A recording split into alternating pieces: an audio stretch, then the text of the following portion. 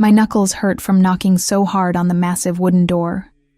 The cold metal of the lion head knocker bit into my palm as I slammed it again and again, desperation drowning out any sense of self-preservation. Behind me, Sophia trembled against the stone pillar, her 14-year-old frame looking impossibly small in her school uniform. Blood spattered the hem of her skirt, not hers, never hers. But the image of it made my stomach turn. "Please," I whispered to no one, to the door, to God if he was listening. "Please open." I had no plan beyond this moment. No backup, no phone battery left to call for help. Just the address I'd memorized months ago when a regular customer at the bar had mentioned it in passing. The Ravellini estate, where the most dangerous man in the city lived, where I hoped that danger might protect us instead of destroy us. Security lights suddenly flooded the entrance, blinding me. I heard the mechanical whir of cameras adjusting, focusing on our faces. Sophia made a small sound of fear and pressed closer to my back. My younger sister hadn't spoken a single word since I'd found her 20 minutes ago, running down the street 3 blocks from her school, eyes vacant with shock. "We shouldn't be here," she'd finally whispered when I'd pulled her into an alley to catch our breath. "Mia, they saw me. They know I saw them." That was all she'd managed before her voice broke entirely. The door swung open with surprising silence for something so heavy. A man stood in the entrance, and even in my panic, I recognized him immediately. Luca Ravellini. I'd served him drinks dozens of times at the club where I worked. Always bourbon neat, always with a $20 tip, always with eyes that seemed to catalog everything around him. He looked different now.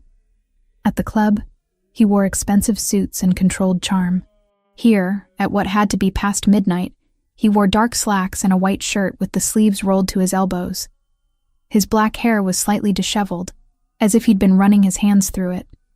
But his eyes held that same sharp awareness, now focused entirely on me with an intensity that made my breath catch. "Mia." He said my name like a statement, not a question. From the club. I was surprised he remembered. Surprised he knew my name at all. "Mr. Ravellini, I'm sorry to come here like this, but I didn't know where else to go." The words tumbled out too fast. "My sister. She witnessed something tonight, and the men who did it, they're looking for her, and I just need somewhere safe for one night, just until tomorrow. Please." His gaze moved past me to Sophia, taking in her blood-stained uniform, her trembling hands, the hollow shock in her blue eyes. Something changed in his expression. Not softness exactly, but a shift toward something more human beneath the cold assessment. "Come inside." He stepped back, creating space for us to enter. Quickly, I didn't hesitate. I pulled Sophia through the doorway into a foyer that belonged in a museum. Marble floors stretched before us, reflecting the light from a crystal chandelier overhead. My worn sneakers squeaked against the pristine stone, leaving faint marks of dirt and desperation. Luca closed the door and engaged 3 separate locks with practiced efficiency. Then he touched something on his phone, and I heard the subtle sound of additional security measures activating around us. "Who's looking for her?" His voice remained calm, but I caught the edge beneath it. This was a man accustomed to threats, to violence, to making rapid decisions that others couldn't afford to question. "I don't know their names." I kept my arm around Sophia's shoulders, feeling her shake against me. She was leaving debate club late. There was a man in the alley behind her school. She saw them kill him. 3 men. They turned around before she could run. One of them had a tattoo on his neck, a green dragon with red eyes. Luca's jaw tightened almost imperceptibly. The triad. The way he said it made my blood run colder. I'd heard rumors about different criminal organizations in the city, whispered conversations between customers at the bar who thought I wasn't paying attention. The triad was one of the names that made people lower their voices even further. "They chased her?" Luca asked. Sophia made a small sound. I answered for her. "She ran. She's fast, track team. She managed to lose them in the crowd near the subway, but I don't think for long. They were searching the streets when I found her.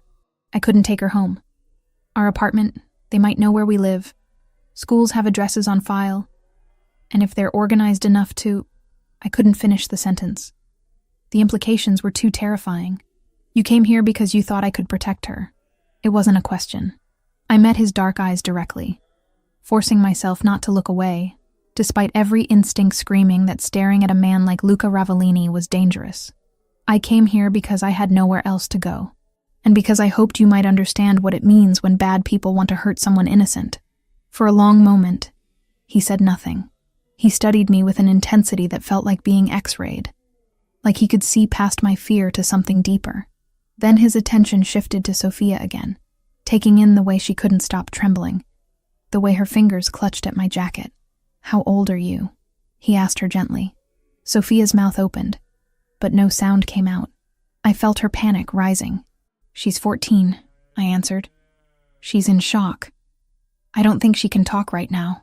Luca nodded once, a single sharp movement. Then he pulled his phone out again and spoke into it in a tone that expected immediate obedience. "Marco, I need a perimeter check on the property. Possible triad movement in the city tonight. Yes, now. And get Romano up here." He ended the call and looked at me. "You'll stay tonight, both of you. Tomorrow we'll reassess the situation and determine next steps." Relief hit me so hard my knees almost buckled. "Thank you." "I can't. I don't know how to thank you." "You can start by telling me exactly what your sister saw." He gestured toward a doorway leading deeper into the house. "But first, she needs to get cleaned up and into something that isn't covered in blood." I followed him through rooms that spoke of wealth I couldn't begin to comprehend. Everything was dark wood and leather, expensive art on the walls, furniture that looked both comfortable and prohibitively costly. We climbed a wide staircase to the second floor, where he led us down a hallway lined with closed doors. He opened one, revealing a bedroom larger than our entire apartment. A king bed with navy sheets occupied the center, flanked by matching nightstands. Windows overlooked dark grounds that I could barely see through the security lighting. "There's a bathroom through there." Luca pointed to another door. "I'll have someone bring clothes and toiletries. You'll be safe here tonight." Sophia finally moved, pulling away from me to sink onto the edge of the bed. She stared at her hands, at the blood still under her fingernails from when she'd fallen while running. "The man they killed," I said quietly. "Do you know who he was?" If it was the alley behind Preston Academy, then yes. Luca's expression was grim. "District Attorney Marcus Webb. He's been prosecuting a money laundering case against several triad operations. This was either sending a message or eliminating a problem. Probably both." My stomach dropped. "Then they'll definitely want to make sure Sophia can't identify them." "Yes." He didn't soften it. Didn't try to make it less frightening. I appreciated that more than I could express. "Which is why you're going to tell me everything she remembers. Every detail. While it's still fresh. Then I'll decide how to handle this." The way he said handle made it clear he meant something far more permanent than calling the police. A knock on the door interrupted us. A large man entered, carrying what looked like folded clothing. He had the same dangerous awareness as Luca, the same way of moving that suggested violence was always an option. "Romano," Luca said by way of introduction. "He'll be stationed outside this room tonight. No one gets in without my explicit permission." Romano nodded at me, his face impassive. He set the clothes on a chair near the door and left without speaking. "Get her cleaned up," Luca told me. "I'll be back in 15 minutes. We'll talk then." He left before I could respond, closing the door quietly behind him. I heard him speaking to Romano in the hallway, too low for me to make out the words. Sophia hadn't moved from the bed. I knelt in front of her, taking her cold hands in mine. "Hey," I said softly. "Look at me." Her blue eyes finally focused on my face. She looked so young, younger than her 14 years, scared in a way that made my chest ache.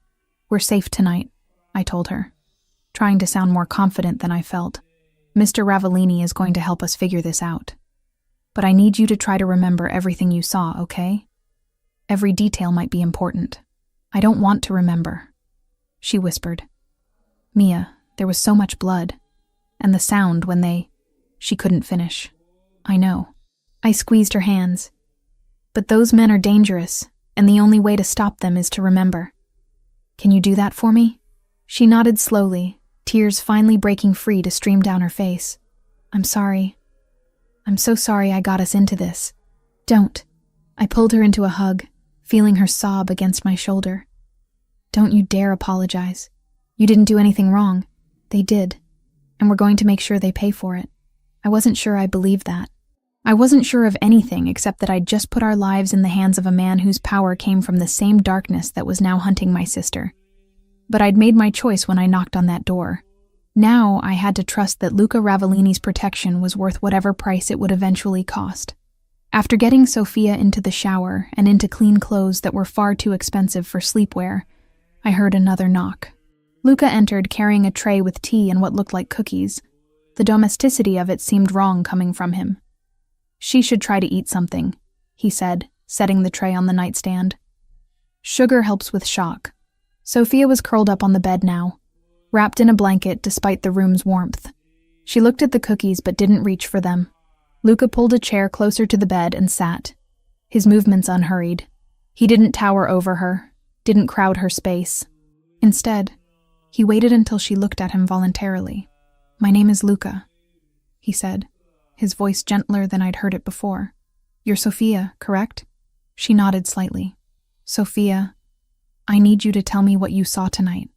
I know it's difficult, but the men who did this need to face consequences, and the only way that happens is if we know exactly who they are. Can you help me with that?" She glanced at me. I nodded encouragingly. "There were 3 of them," Sophia began, her voice barely audible. "The man, the victim, he was already on the ground when I came around the corner. One of them was standing over him, tall, dark jacket. He was the one with the tattoo. Green dragon on his neck, going up behind his ear. The dragon's eyes were red, and it had its mouth open like it was breathing fire." Luca's attention never wavered. "Good. That's very good. What about the other 2? One was shorter, heavy build. He had a gun. The other one was wearing a suit, like he'd come from an office or something. He was the one who saw me first." She swallowed hard. He pointed at me and said something in another language. Not Spanish, something else. Mandarin, probably. Luca supplied. "Then what happened?" "I ran. The one with the tattoo started after me, but I cut through the construction site and came out on Franklin Street. There were people there, lots of them leaving the theater. I think that's the only reason they didn't catch me immediately.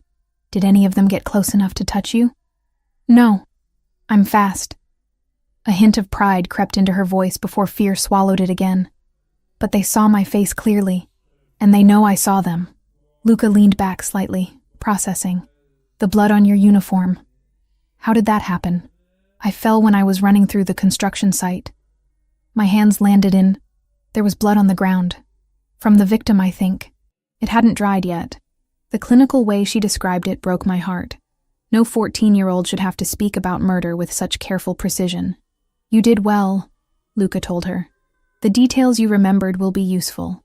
Now I need you to rest. Tomorrow we'll talk more about keeping you safe, but tonight, you're protected. No one can reach you here." Sophia looked at him with something close to hope. "You promise?" He met her gaze steadily. "I promise, and I don't break my promises." There was something in the way he said it that made me believe him completely.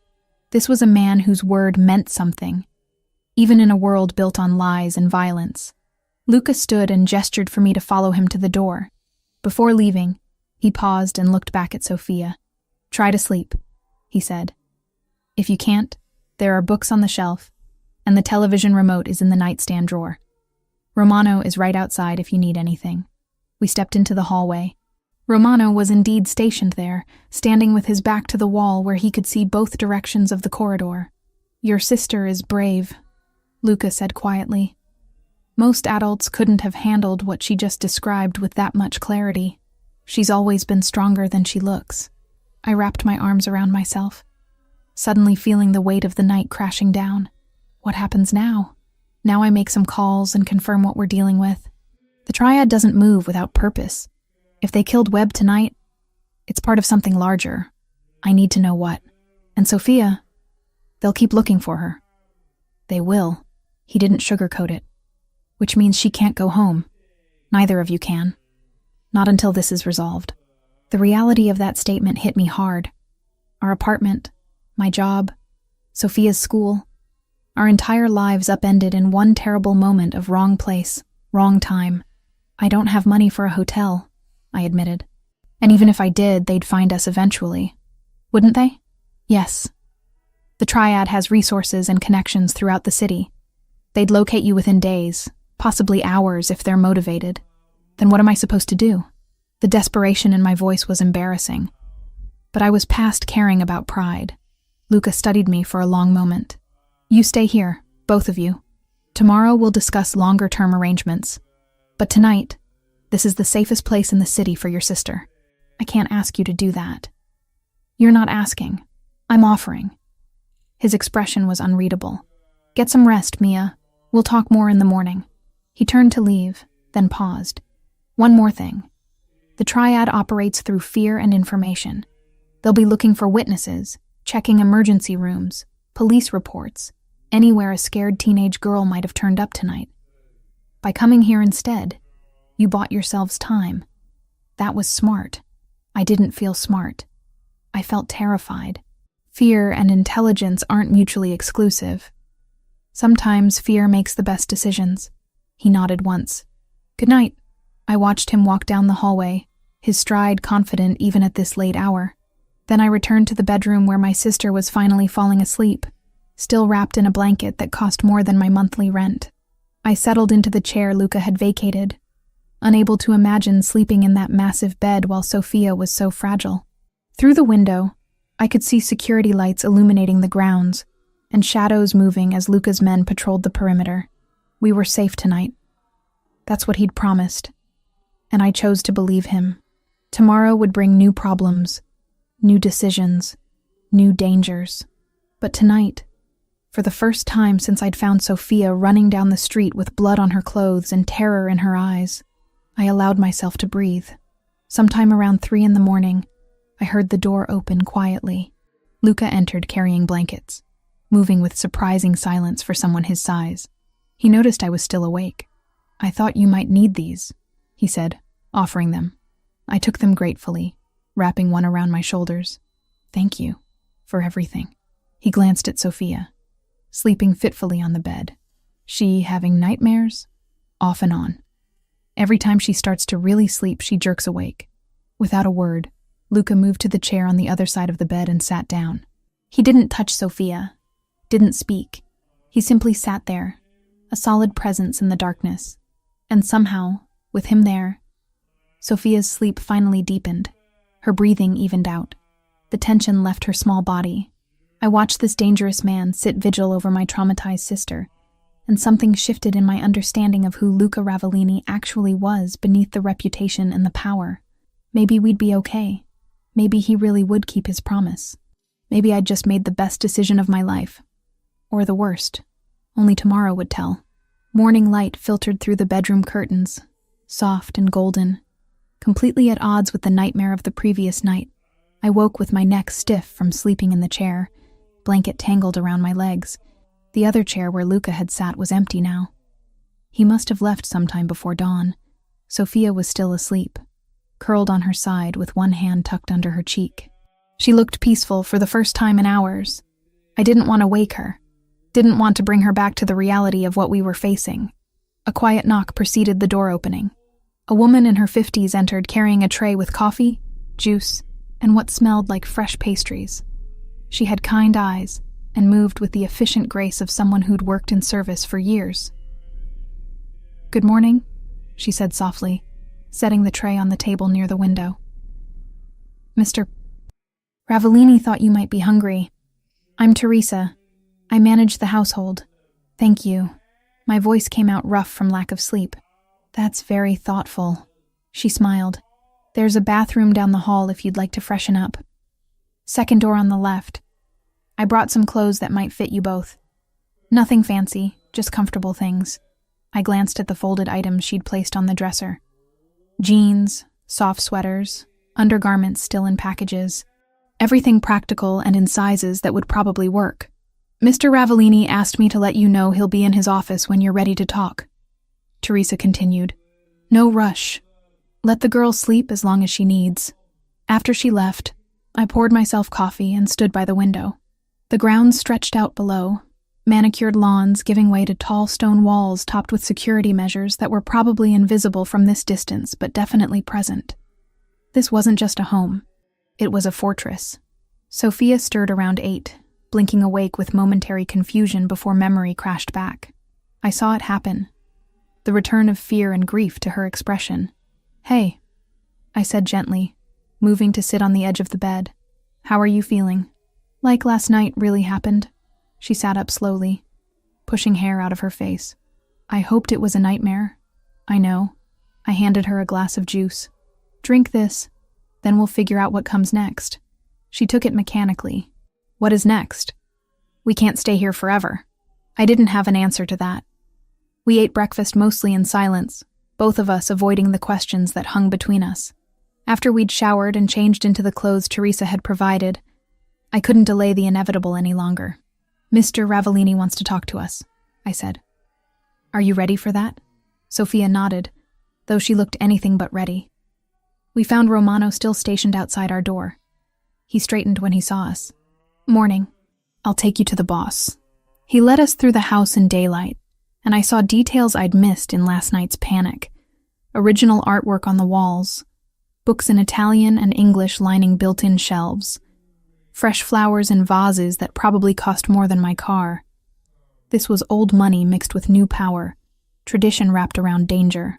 Luca's office was on the first floor, behind heavy wooden doors that Romano knocked on before opening. The room beyond was all dark wood and leather, floor-to-ceiling windows offering a view of the back gardens. Luca sat behind a massive desk, talking on his phone in what I assumed was Italian. He gestured for us to enter and sit, wrapping up his conversation with a few clipped sentences. "Good morning." He set his phone aside and focused on us completely. "You both look better. Did you sleep?" "Some," I answered. "Thank you for the clothes and breakfast, and for last night. For all of it." He acknowledged this with a slight nod. "We need to discuss your situation. I've spent the morning gathering information, and what I learned isn't encouraging." My stomach tightened. "Tell us." "The Triad has put out word that they're looking for a blonde teenage girl who was in the area of Preston Academy last night. They're offering $20,000 for information leading to her location. They've sent people to hospitals, urgent care centers, anywhere a frightened witness might have gone. They're being thorough." Sophia made a small sound. I reached over and took her hand. "The man who was killed," Luca continued, District Attorney Marcus Webb, was scheduled to present evidence next week in a major money laundering case. His testimony would have connected 3 Triad front businesses to their operations. With him gone, the prosecution's case is significantly weakened. "So they killed him to stop the trial," I said. "Yes. And now your sister is the only person who can identify the men who did it, which makes her an unacceptable risk to them." The clinical way he explained it made the danger feel more real somehow. This wasn't paranoia or overreaction. This was calculated threat assessment from someone who understood violence intimately. "What do we do?" I asked. "We can't go home, I get that. But we have lives, jobs, school. I can't just disappear. And Sophia has exams next week." Luca leaned back in his chair. "Exams are irrelevant if she's not alive to take them. Let me be clear about what you're facing. The Triad will find you if you try to resume normal life. They have resources and patience. It might take days or weeks, but they will find you. And when they do, they won't just kill Sophia. They'll kill you too, to eliminate any possibility of testimony." The bluntness of it stole my breath. Sophia's hand tightened in mine. "So what? We just run? Change our names and hide forever?" The frustration in my voice was sharp. "That's not a life. No, it's survival. But I'm offering you an alternative." He stood and moved to the window, hands in his pockets. "You stay under my protection. Not just for a night, but until this situation is resolved." "Resolved how?"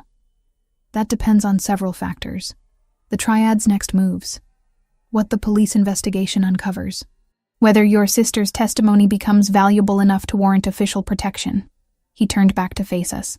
"But in the immediate term, you need somewhere safe to live, and a way to earn money that doesn't put you in public view where you can be recognized." "I have to work," I insisted. "I can't just live off your charity." Something flickered in his expression. I'm not offering charity. I'm offering employment. I own a restaurant in the suburbs, Ristorante Bella Vista. It needs a manager, someone who can handle suppliers, scheduling, customer relations. You worked as a bartender, which means you understand service industry operations. The job is yours if you want it. I stared at him. You're offering me a job? Just like that? I'm offering you a way to stay off the Triad's radar while still maintaining independence. The restaurant isn't in the city proper. It caters to a different clientele, quieter, more family-oriented. You'd be much less visible there than at a downtown club. It made a strange kind of sense, but I couldn't shake the feeling that I was trading one form of dependence for another. And Sophia, there's a safe house in the same area.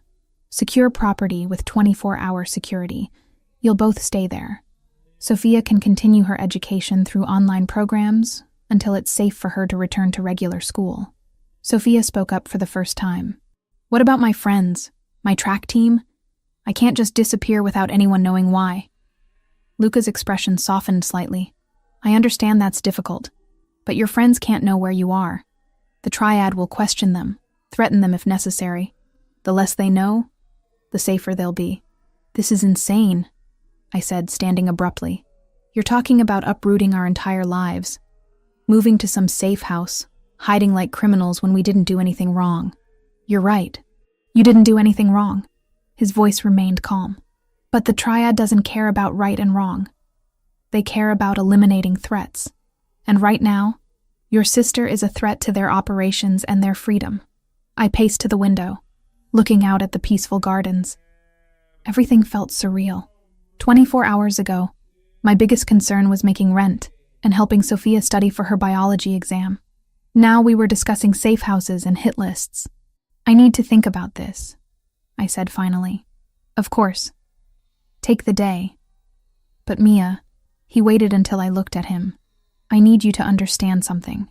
I don't make offers like this lightly. And I don't make them to people I don't believe can handle the situation. You came to my door last night because you knew it was the smart play. Don't second-guess that instinct now. Before I could respond, his phone buzzed. He glanced at it and frowned. Excuse me. I need to take this. He answered in Italian again, his tone shifting to something harder. The conversation was brief, and when he ended the call, his expression was grim. The Triad just sent someone to your apartment building. They spoke with your landlord. My blood ran cold. Did they get in? No. Your landlord told them he hadn't seen you in 2 days, which is apparently true based on your work schedule. But they left contact information and asked him to call if you returned. They know where we live. Sophia's voice was small. They've known since last night, Luca said. School records would have given them your address within hours. This confirms they're actively hunting you. I felt the walls closing in. Every option, every potential escape route was being cut off. Fine. We'll take your offer. The safe house, the job, all of it. But I need some things from our apartment. Photos, documents, my laptop. Give me a list. I'll have someone collect everything and bring it to you. You're not going back there. I can't just abandon everything we own. You can, and you will. His tone left no room for argument. Your belongings are replaceable. You and your sister are not. I wanted to fight him on it, but the rational part of my brain knew he was right. Going back to the apartment would be suicide. There's something else you should know, Luca said. I'm having my people reach out to contacts in the police department. There's a prosecutor who might be interested in Sophia's testimony. If we can arrange official protection through the district attorney's office, it would give you more options long-term. You have contacts in the DA's office? I shouldn't have been surprised. I have contacts everywhere. Some owe me favors. This is how the city works, Mia. Power is built on relationships and leverage. It was a glimpse into his world. And I wasn't sure I wanted to see more, but I was already in it now, whether I wanted to be or not. Teresa appeared at the door. Sir, the car is ready. Luca nodded. Thank you. To us, he said. I'm having you move to the safe house this morning. You'll have privacy, security, and everything you need. Tomorrow we'll discuss the restaurant position in more detail. Everything was moving so fast. Too fast. But when I looked at Sophia, saw the fear still present in her eyes, I knew we didn't have the luxury of time. "Okay," I agreed quietly. "We'll go." The safe house turned out to be a modest 2-story home in a residential neighborhood 40 minutes outside the city. Nothing about it screamed security, but I noticed the reinforced windows, the subtle cameras, the way the 2 men who arrived before us did a thorough sweep before allowing us inside. The interior was comfortable without being ostentatious. Furnished living room, updated kitchen, 3 bedrooms upstairs. Someone had stocked the refrigerator and pantries with groceries. Fresh flowers sat on the dining table. "It's nice," Sophia said, exploring the space with cautious curiosity. "Weird, but nice." I understood what she meant. It felt temporary and permanent at the same time. A place to exist, but not to live. One of the security guards, a quiet man named Vincent, explained the protocols. "Don't open the door for anyone we didn't recognize. Keep the curtains closed after dark. If we needed anything, call the number programmed into the phones they provided." After they left, Sophia and I stood in the kitchen, both of us at a loss for what to do next. "Are we really going to stay here?" she asked. "For now, until we figure out something better." What if there isn't anything better? What if this is just our life now? I didn't have an answer that wouldn't sound like a lie. That evening, Luca arrived with boxes containing our belongings from the apartment. I hadn't expected him to bring them personally, had assumed he'd send someone. But he carried in 3 boxes himself, setting them carefully in the living room. "Everything on your list," he said. "Plus some additional items I thought you might want. Photo albums, your sister's track medals, things like that." I opened the top box and found my mother's jewelry case, the one piece of her I'd kept after she died. I hadn't even thought to put it on the list. "How did you know?" My voice came out thick. "Teresa helped identify what might be important. She has good instincts about these things." I looked up at him, this dangerous man who'd thought to save my dead mother's jewelry. "Thank you, really, for all of this." He nodded. "Sophia's in her room?" "Yeah, she's been drawing." "Drawing what?" "The men from last night. She said it helps her remember details." Interest sharpened his expression. "May I see?" I called Sophia down. She came reluctantly, carrying a sketch pad. When she showed Luca the drawings, his reaction was immediate and intense. She'd captured 3 faces with remarkable detail. The man with the dragon tattoo. The heavy-set man with hard eyes. The one in the suit who'd spotted her first. "These are excellent," Luca said. "Very detailed. Would you be willing to keep working on them? Try to add anything else you remember? Clothing details, scars, anything distinctive?" Sophia looked uncertain.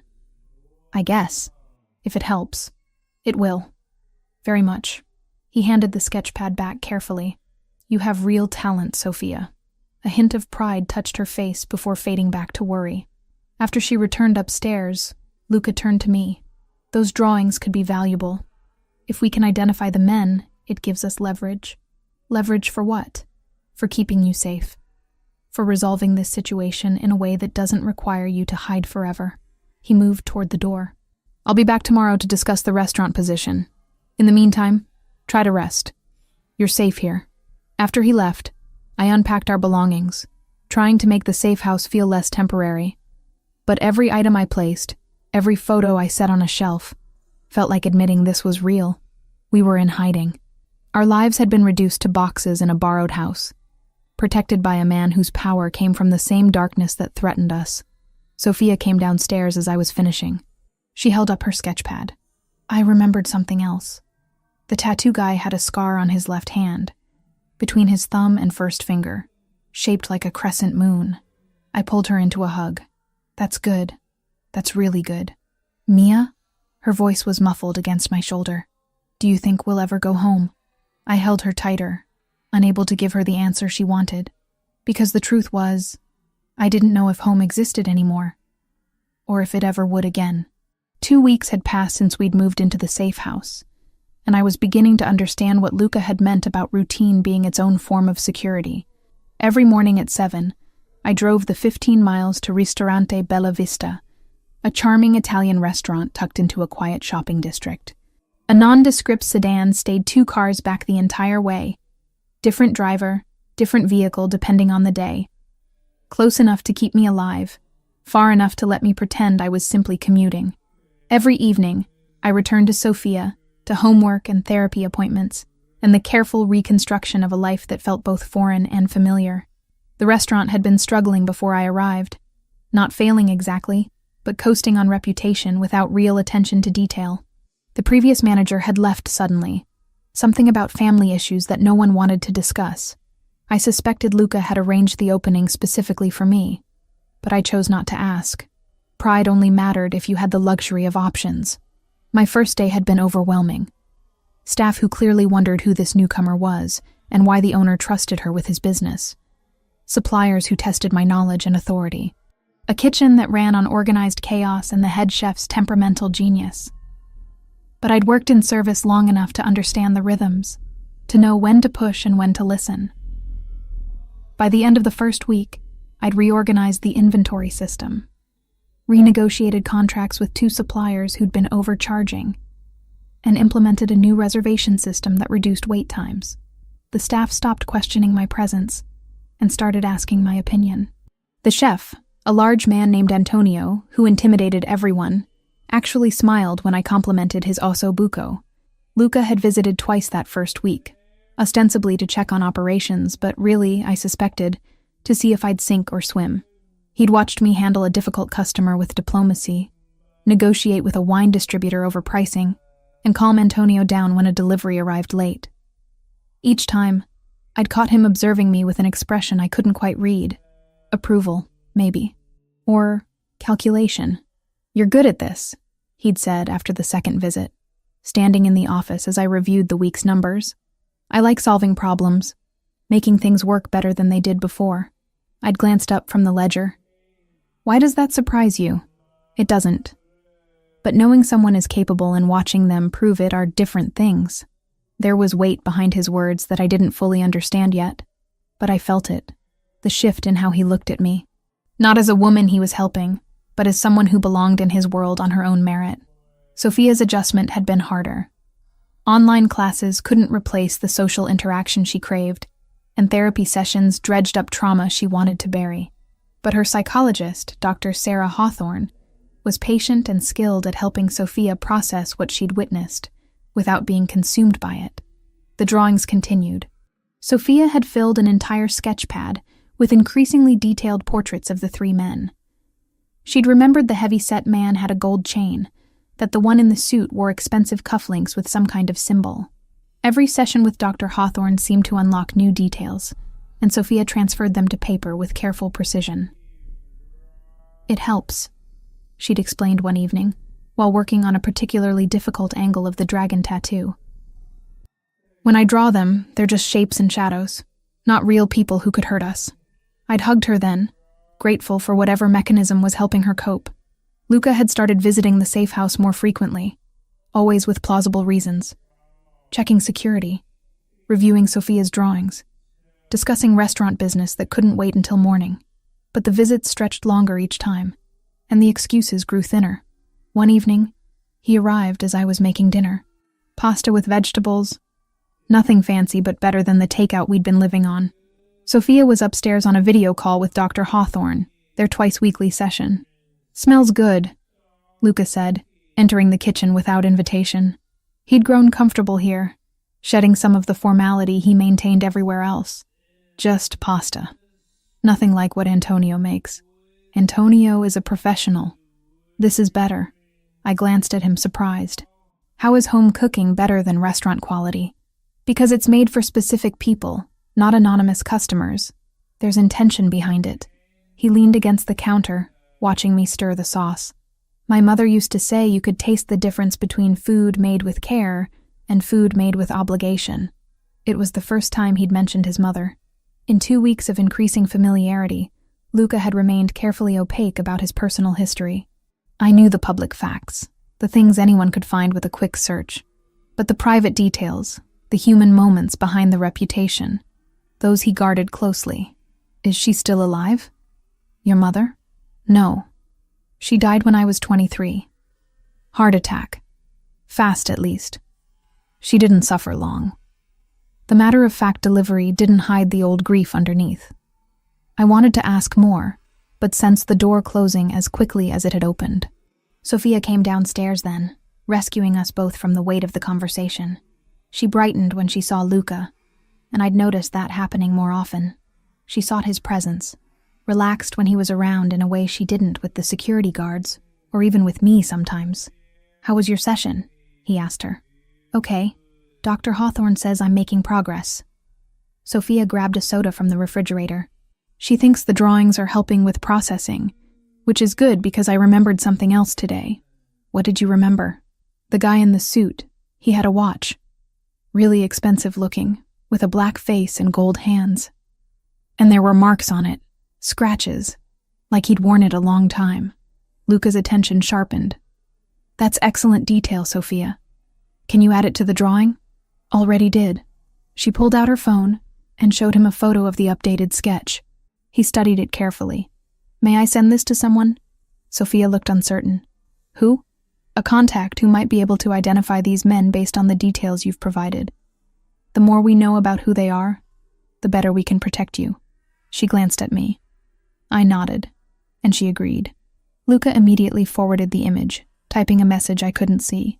Dinner was surprisingly comfortable. We ate at the kitchen table, conversation flowing easily between updates about Sophia's schoolwork, funny stories about restaurant customers, and Luca's dry observations about city politics. It felt almost normal, like we were a family instead of 3 people thrown together by violence and necessity. After dinner, Sophia disappeared upstairs to work on homework, leaving Luca and me to handle dishes. I washed while he dried, falling into an easy rhythm that suggested we'd done this dozens of times instead of just once before. "She's doing better," he observed, putting away a plate. "Less fearful than 2 weeks ago. The routine helps." And feeling safe, I handed him another dish, our fingers brushing briefly. The contact sent an unexpected warmth up my arm. "You're good with her, patient." I didn't expect that.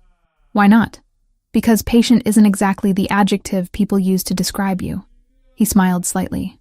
"People see what I want them to see. Power requires a certain reputation. And what do you want me to see?" The question came out before I could stop it.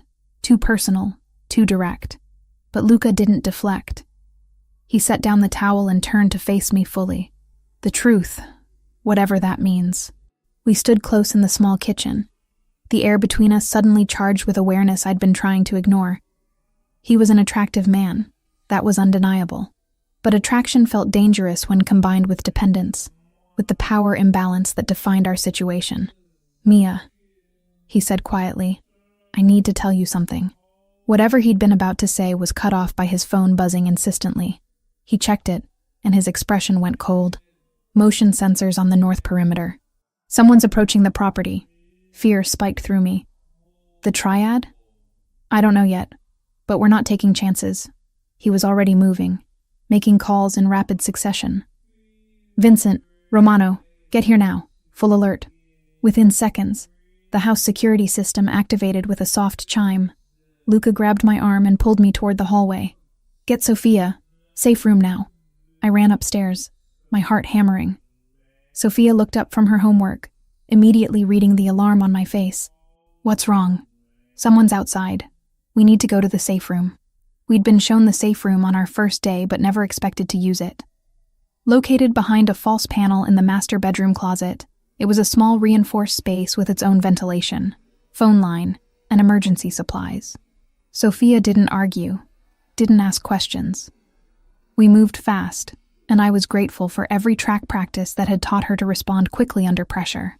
I heard Luca's voice downstairs, calm but commanding, issuing orders I couldn't quite make out. The safe room was cramped, just large enough for 2 people to sit comfortably. A small monitor showed feeds from the exterior security cameras. I watched grainy black and white images of men moving along the perimeter fence, testing for weaknesses. "How many?" Sophia whispered. I counted. 3 that I can see. On the monitor, I watched Luca exit the house through the back door, moving with lethal purpose.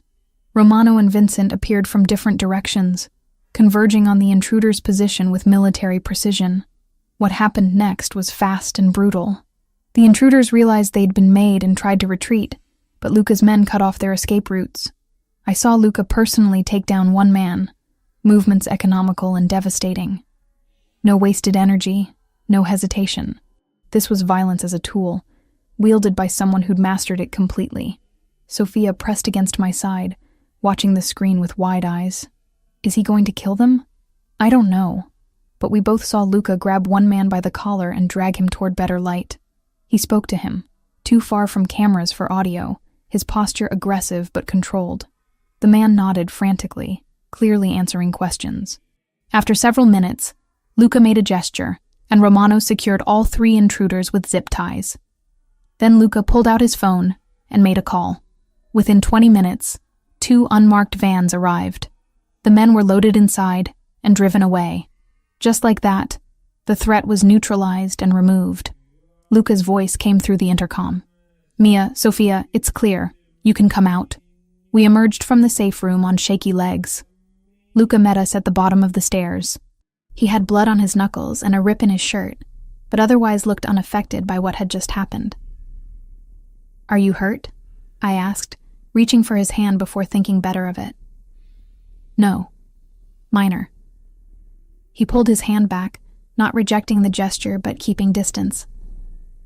The men were triad scouts. They were checking properties in the area, looking for signs of occupation that matched your profile. How did they find us? They didn't specifically.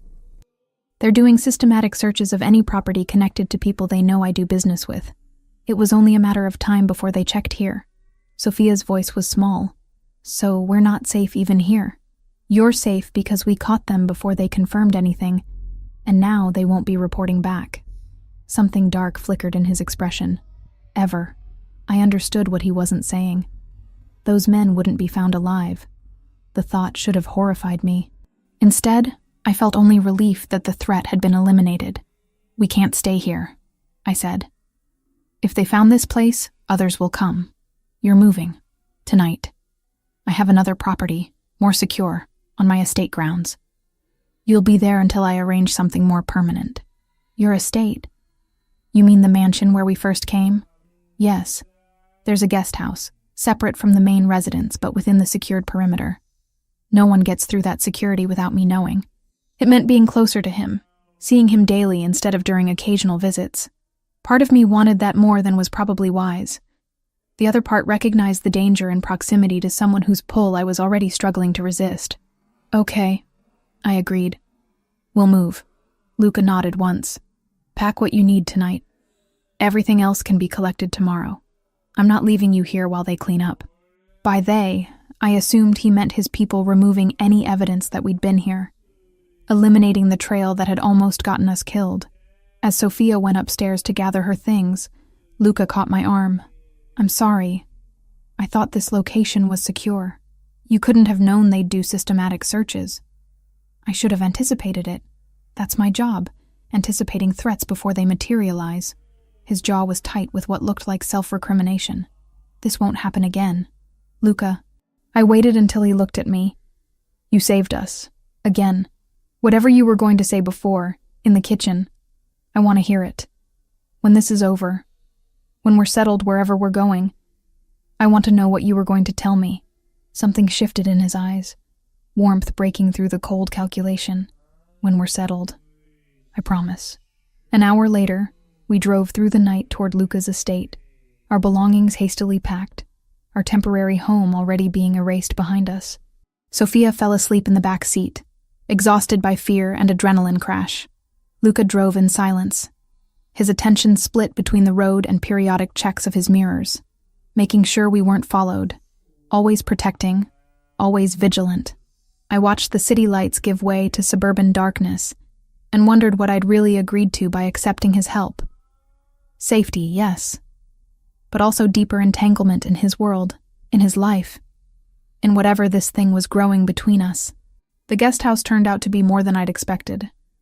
A small cottage tucked into manicured grounds, close enough to the main house to share security, but far enough for privacy.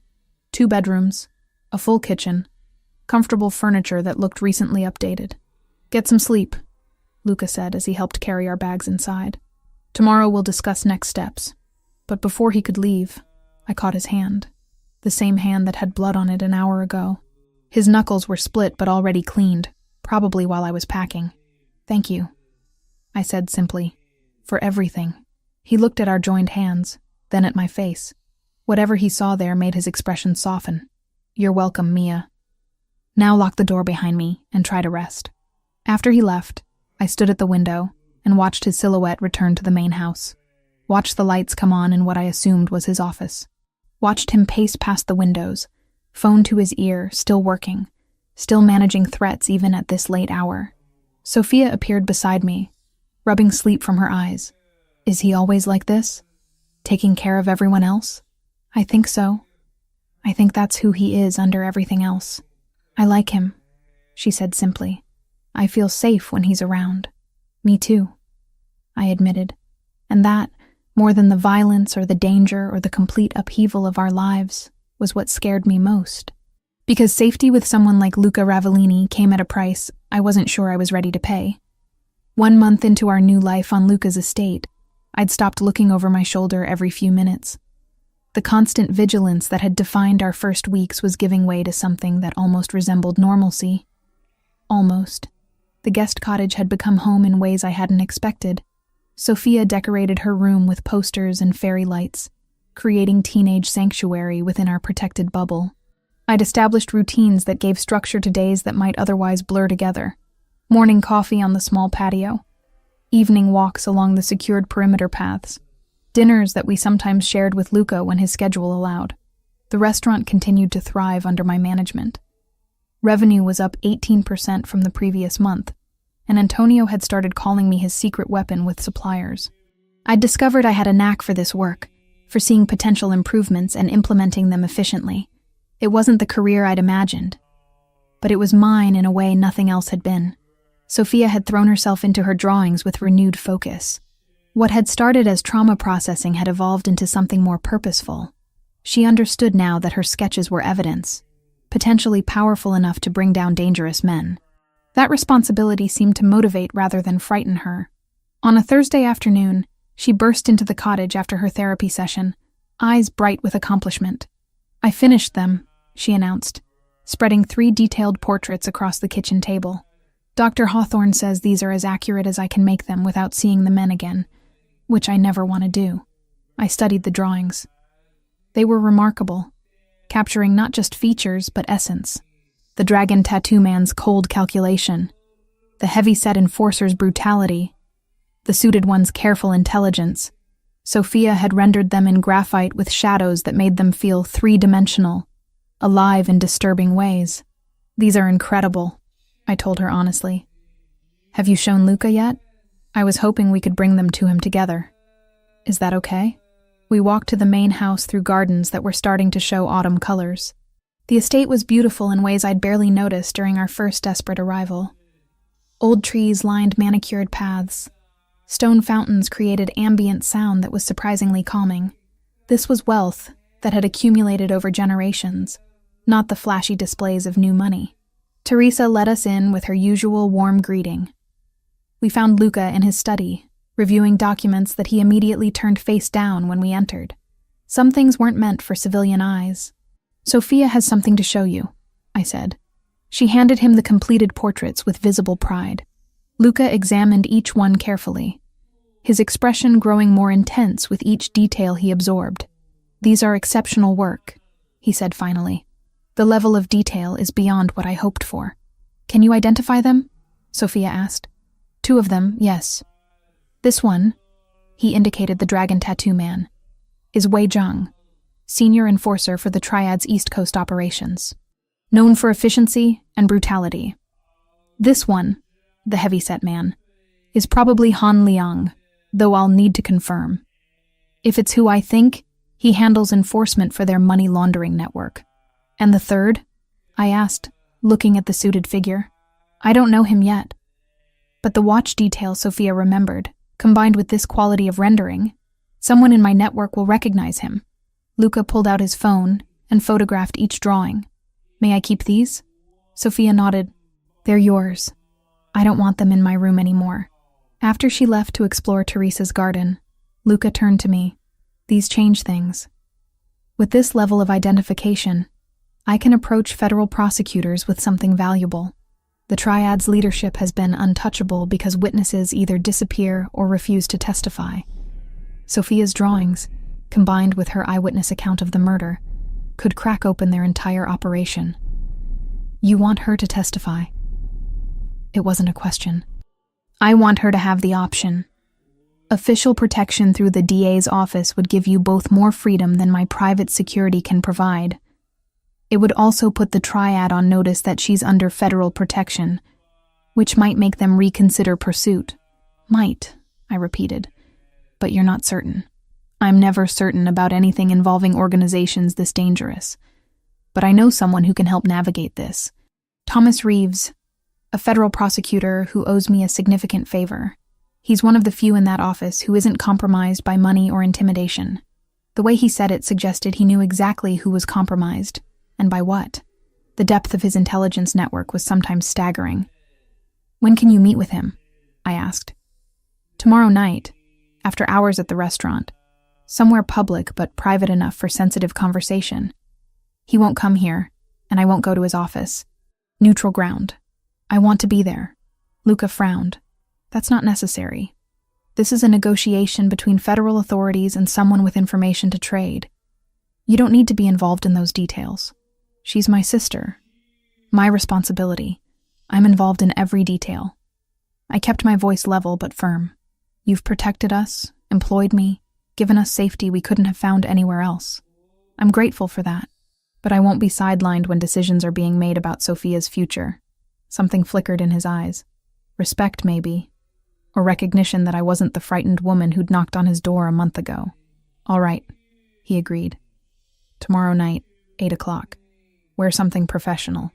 Reeves needs to see Sophia's guardian as competent and credible, not someone who can be dismissed or intimidated. The next evening, I dressed carefully in clothes I'd purchased with my first restaurant paycheck. A charcoal suit that fit well, burgundy blouse underneath, low heels. Professional without trying too hard. When I came downstairs, Sophia whistled appreciatively. You look like someone important, she said. I am someone important. I'm your sister. Luca was waiting by his car, and I caught the moment his eyes registered my appearance. His gaze traveled from my face down and back up, lingering just long enough to make my pulse quicken before he caught himself. You look appropriate for the meeting, he said, which was possibly the most Luca compliment I'd ever received. The drive to the restaurant was quiet. I spent it reviewing talking points in my head, anticipating questions Reeves might ask.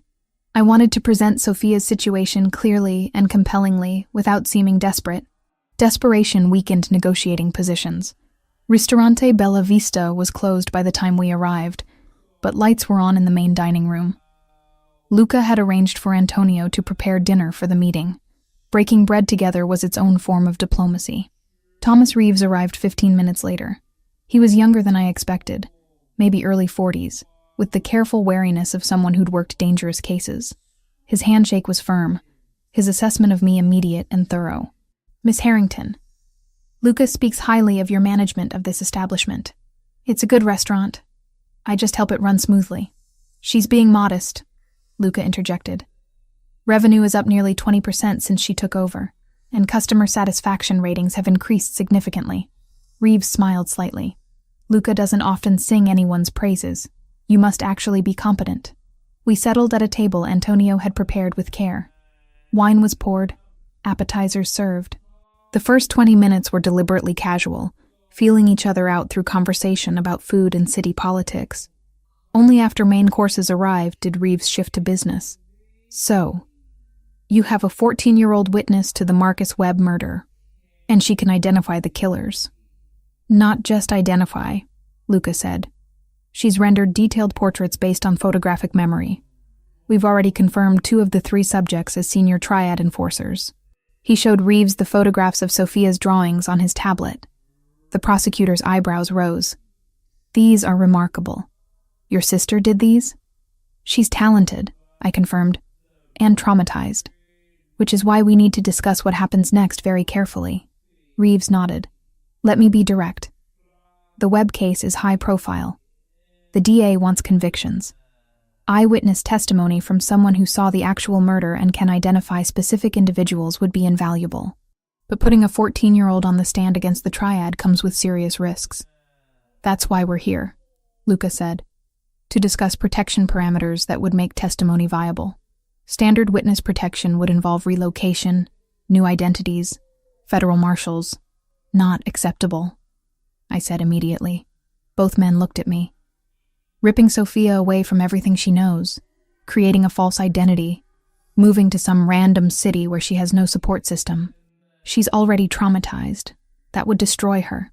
Miss Harrington, I understand your concern, but the triad has long reach and deep resources, which is why she needs protection that doesn't require her to disappear completely.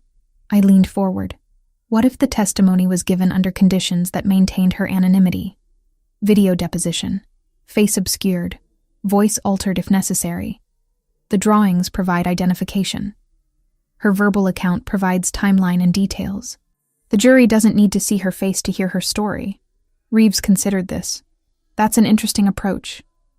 It would require judicial approval, but for a minor witness in a case this significant, a judge might grant it. And the protection? I pressed. What happens between now and trial? During trial preparation? After the verdict? That depends on threat assessment. If the triad discovers her identity before trial, standard relocation becomes necessary regardless of testimony conditions. So the key is maintaining her anonymity throughout, Luca said, which means limiting who knows her identity within your office. No leaks, no casual mentions, no administrative assistants with access to witness files who might be compromised. Reeves's expression hardened slightly. You're suggesting my office has security issues. I'm stating facts. The triad has purchased influence throughout city government. Assuming your office is immune would be naive. Tension crackled between them until I interrupted. What if we establish clear protocols? Sophia's identity is known only to you and one other senior prosecutor you trust completely. All documentation refers to her as Witness J or similar designation. Interview preparation happens off-site at secure locations. And if there's any indication of leak or compromise, we pull her from the process immediately. You'd walk away from federal protection? Reeves asked. If it meant keeping my sister safe? Absolutely. Something in my tone made him reassess. You're not the typical terrified witness seeking help. You're negotiating terms. Because I understand that you need Sophia's testimony as much as we need your protection. That makes this a negotiation, not a favor. Luca's hand found mine under the table, squeezing briefly. Approval, support, something that sent warmth through me despite the tension of the moment. Reeves sat back, considering. All right, here's what I can offer. Anonymity protocols as you suggested, with witness identity restricted to myself and the lead prosecutor. Video deposition with identity protection approved by the judge. Federal protection during preparation and trial period, but private security supplementing our measures if you prefer. After conviction, we reassess based on threat level. And if threat level remains high indefinitely? I asked. Then we discuss long-term options. But Miss Harrington, I'll be honest. The triad's leadership is aging out. Younger generation wants legitimacy, distance from street violence. Successful prosecution of Webb's murder could fracture their organization, reduce their operational capacity significantly. Your sister's testimony might actually end the threat, rather than extend it. It was the most hopeful thing I'd heard since this nightmare began. I looked at Luca, reading agreement in his subtle nod. Okay, I said. We'll cooperate, with the conditions we discussed. I'll need to speak with Sophia directly at some point. Assess her as a witness. Prepare her for what testimony involves. That can be arranged, Luca said. Through my people, at secure locations. No documentation of meetings goes through official channels until absolutely necessary. They shook hands on it, sealing agreements that would shape the next months of our lives. After Reeves left, Luca and I remained at the table. Antonio had discreetly disappeared into the kitchen, giving us privacy. You were impressive tonight, Luca said. Reeves is notoriously difficult to negotiate with. You held your own. I had motivation. Sophia's safety isn't negotiable. Still, most people fold under pressure from federal prosecutors. You pushed back intelligently, proposed solutions instead of just resisting his terms. That takes confidence and strategic thinking. The praise warmed me more than it should have. I've been watching you work, learning how you navigate complicated situations. Is that what you've been doing? Watching me? There was something in his tone, an edge of awareness that made my breath catch. We were alone in the restaurant. Dim lighting creating intimacy the space didn't usually possess. The air between us felt charged suddenly, heavy with things unspoken. I noticed things, I admitted. How you handle people, how you assess situations, how you make decisions that balance immediate needs against long-term consequences. And what else do you notice, Mia? He'd moved closer without me realizing, or maybe I'd leaned in. The table between us felt like insufficient barrier against whatever was building in the space we occupied. I noticed that you care, I said quietly. Despite the reputation, despite the violence, despite everything people fear about you, you care about protecting people who matter to you. You care about doing things right, even when right is complicated. You matter to me. The statement was direct, unguarded. Both of you. I stopped pretending otherwise weeks ago. My heart hammered. Luca, I know. Bad timing, power dynamics, all the reasons this is complicated. He reached across the table, his fingers brushing mine. But I need you to know that how I see you has changed. You're not someone I'm helping anymore. You're someone I want in my life. The confession hung between us, weighted with possibility and danger. I should have pulled back, maintained the professional distance that kept things uncomplicated. Instead, I turned my hand over, letting our fingers interlace. I don't know how to do this, I admitted. You're my employer, Sophia's protector, the person we depend on for safety.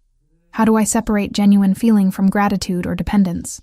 You don't, not completely. But Mia, I've been where you are. I know what it's like to question whether emotion is real or circumstantial. After my wife died, I thought I'd never feel anything genuine again. The revelation stopped me cold. You were married? For 6 years. She died 8 years ago. Car accident. Drunk driver ran a red light. His voice was matter-of-fact, but pain edged every word. I loved her completely. When she died, I locked that part of myself away. Safer not to feel, not to risk that kind of loss again. Until now? The question was barely a whisper. Until you knocked on my door at midnight with your terrified sister and your desperate courage. Until you proved yourself capable and intelligent and unwilling to be diminished by circumstance. Until I started finding excuses to visit, just to see you. We were standing now. Though I didn't remember moving, the table no longer separated us. Luca's hand came up to brush hair from my face, his touch gentle despite the violence I knew those hands capable of. This is a bad idea, I said, even as I leaned into his touch. Probably. His thumb traced my cheekbone. Tell me to stop. I should have. Every rational thought screamed that this complicated everything, put emotion into a situation that needed clarity.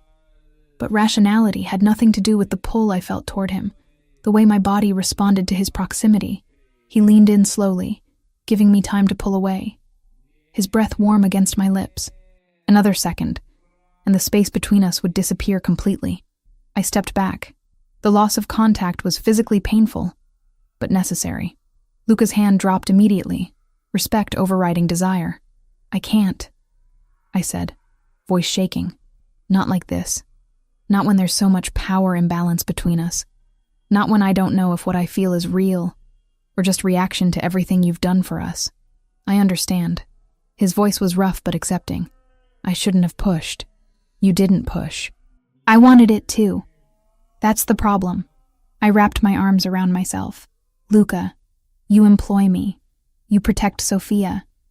We live in your house, eat food you provide, exist in safety you maintain. How do I know I'm making choices freely when you control so much of my life? The stark honesty of it settled between us. He nodded slowly. You're right. I didn't see it that way, but you're right. He stepped back further, creating physical distance. I'm sorry. That was inappropriate. No, it wasn't inappropriate. It was honest. But the timing is wrong. Maybe after this situation resolves, After Sophia testifies and we're not living in crisis mode. After I've established real independence beyond what you've given me. Maybe then we could see if this is real. And if it is, then we'll deal with it. Together, as equals. Something in his expression softened. Equals. I like that idea. We stood there for a long moment, the almost kiss hanging between us like a promise or a regret. Finally, Luca cleared his throat. We should go. Sophia will wonder where we are. The drive back to the estate was quiet, but not uncomfortable. Something had been acknowledged, even if not acted upon. The air felt clearer somehow, honest in ways it hadn't been before. At the cottage door, Luca paused. For what it's worth, Mia. Everything I said tonight was true. Not circumstantial. Not complicated by obligation or power. Just true. I believe you. Which is why I need to wait until I can say the same without doubt. He nodded once and left. I watched him walk back to the main house, shoulders straight, despite what had to be disappointment or frustration. Inside, Sophia was already asleep. I stood at her doorway watching her peaceful breathing, thinking about the meeting with Reeves, and the almost kiss with Luca, and the complicated tangle our lives had become. We had a path forward now. Federal cooperation, protection protocols, hope for resolution. But we also had this new thing between Luca and me. Undefined, but undeniable. Tomorrow I'd worry about implications. Tonight I'd just let myself feel the possibility. 6 weeks after the meeting with Reeves, everything changed in the span of a single morning phone call. I was at the restaurant reviewing inventory when Luca called. His voice was controlled but urgent in the way I'd learned meant serious trouble. The police used Sophia's drawings. They made 2 arrests early this morning. Wei Zhang and Han Liang. Both are in custody. He didn't mean they'd paraded a teenager's sketches through a precinct. Reeves had his people extract only the identifiers, the tattoos, the scars, the expensive watch, then built the warrants on surveillance and sources already in motion. Sophia's name never touched a report. The drawing stayed locked away, useful only as a map in the right hands. I gripped the phone tighter. That's good news, right? Yes and no. The third man escaped, and now the triad knows someone provided detailed identification that led to the arrests. They'll be looking for retaliation. My stomach dropped. Against Sophia? Against me. You and Sophia are under my protection, which makes me the target. They'll try to hit my operations, my people, anything that weakens my position. I'm moving you both tonight. Not the cottage. Somewhere more secure. Where?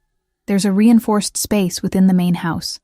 It was built as a panic room originally, but I had it expanded years ago. Separate living quarters, self-contained systems. You'll be safer there than anywhere else while this plays out. The idea of moving into Luca's house, living in even closer proximity, sent conflicting emotions through me. We'd maintained careful distance since the almost kiss at the restaurant.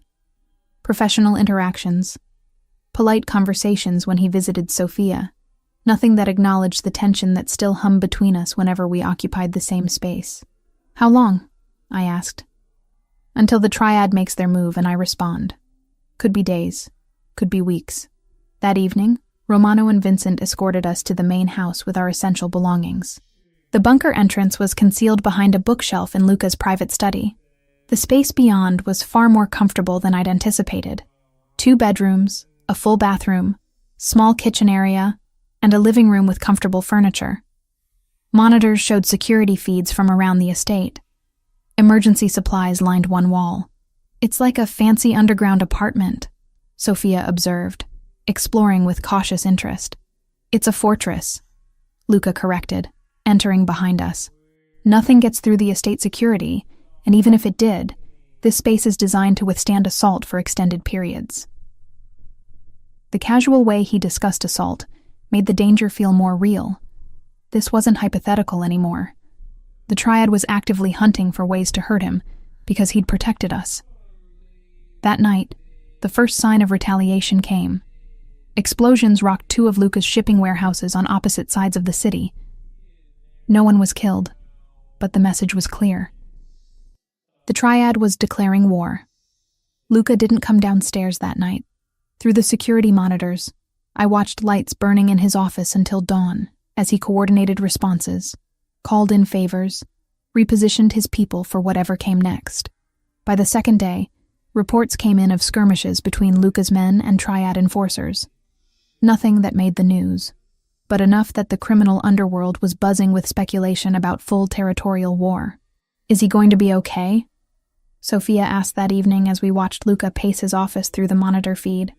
I don't know, I admitted. But I know he's good at this, surviving, protecting what's his. We're what's his now, aren't we? The simple observation carried weight I couldn't fully process. I think so. In his mind, at least. And in yours? I looked at my sister. She'd grown up so much in the past weeks. Trauma had stripped away some of her innocence, but it had also sharpened her perception. She saw things clearly now. Yeah, I said quietly. In mine too. By day 4, we'd fallen into strange routines. I worked remotely, managing the restaurant through phone calls and video conferences with Antonio. Sophia continued her online classes and therapy sessions with Dr. Hawthorne via secure video. And Luca joined us for meals when he could, though his attention was always partially elsewhere, monitoring threats and calculating responses. One evening, he came down carrying a wooden box that he set on the coffee table. I thought Sophia might be getting bored, he said. Do you play chess? Sophia shook her head. I know the basic pieces, but that's it. Then I'll teach you. He began setting up the board with careful precision. It's a good game for understanding strategy, how small moves connect to larger patterns, how patience wins over aggression. I watched them play that first game, Luca explaining each piece's movement and purpose. Sophia absorbed the information quickly, her natural intelligence evident in how fast she grasped basic strategies. Why is the queen so powerful? She asked, studying the board. Because she can move in any direction without limitation. The king is important, but the queen does the real work protecting him. That seems backwards. Shouldn't the king be strongest? Power and importance aren't the same thing. The king represents what you're protecting. The queen represents what does the protecting. In my world, that's often how it works. The thing that matters most is rarely the thing that fights. Sophia looked at me when he said it, and I felt the weight of the metaphor. We were what mattered. He was what fought. They played several games over the following days, and I watched Sophia's confidence grow with each one. She started winning occasionally, which seemed to please Luca more than his own victories. He was patient with her in ways I wouldn't have expected from someone whose life was built on decisive action. On the 6th night of our bunker isolation, Sophia asked the question that had been hanging between all of us. Are you two dating? The bluntness of it caught both Luca and me off guard. We'd been sitting in the living area after dinner, Sophia working on homework, while Luca reviewed security reports, and I read. The question dropped into comfortable silence like a stone into still water. Sophia, I started, unsure how to answer. It's a simple question, she continued, looking between us. You look at each other differently than before. He comes down here more than necessary for security checks. You smile when you hear his footsteps on the stairs. So are you dating or just thinking about it? Luca set aside his tablet. Would it bother you if we were? I don't know.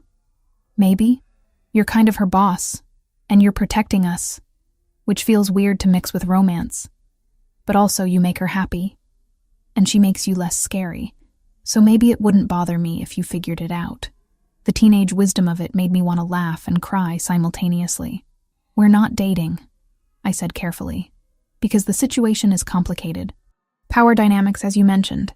Gratitude mixed with other feelings. Timing that makes everything harder to parse. So you want to be dating, but you're overthinking it? Sophia translated.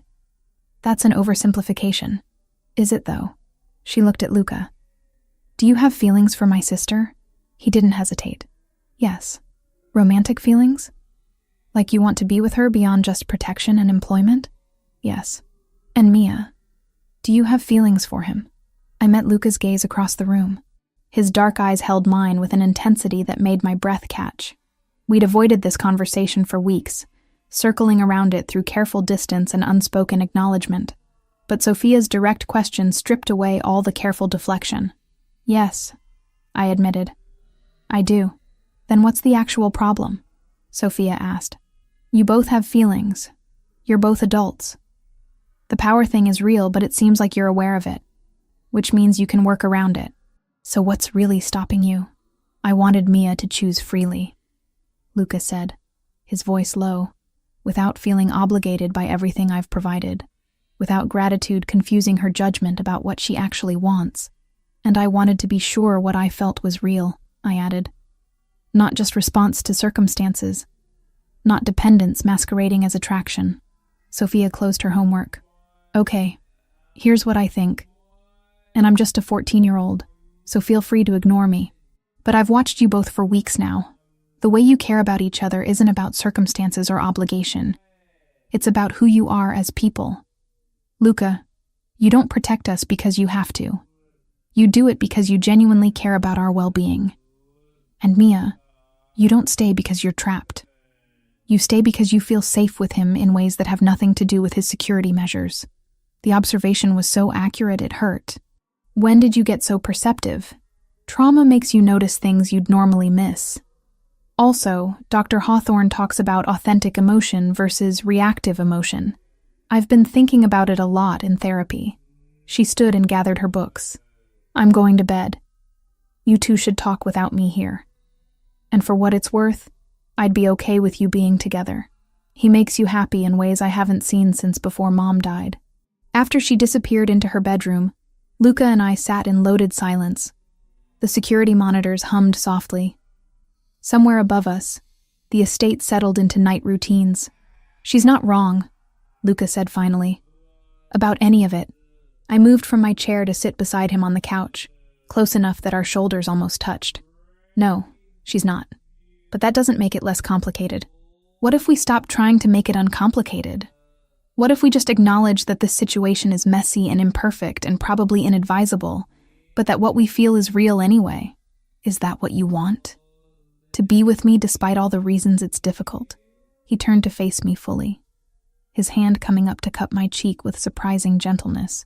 Mia, I've spent weeks trying to maintain distance because I thought it was the right thing to do, trying to let you choose without pressure.